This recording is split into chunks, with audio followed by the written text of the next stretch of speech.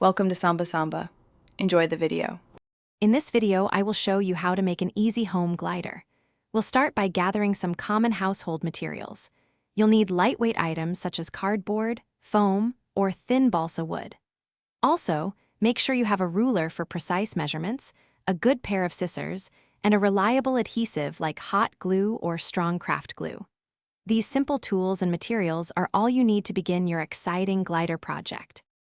Next, let's focus on the main components, the wing and the fuselage.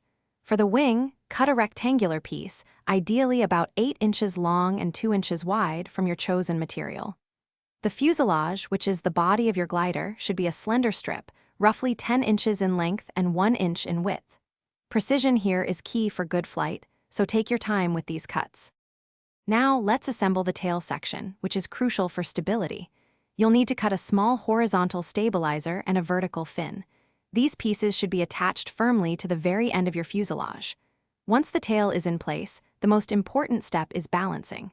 Add a small amount of weight, like a paperclip or a tiny bit of clay, to the nose of the glider to achieve a good center of gravity. This ensures a smooth, stable flight.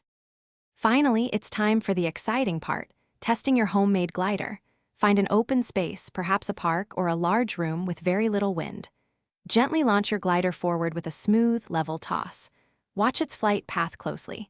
If it dives, you might need more nose weight. If it stalls, reduce the nose weight slightly.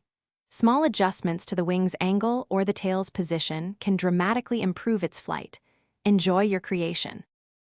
Thanks for watching. Consider subscribing if we helped you.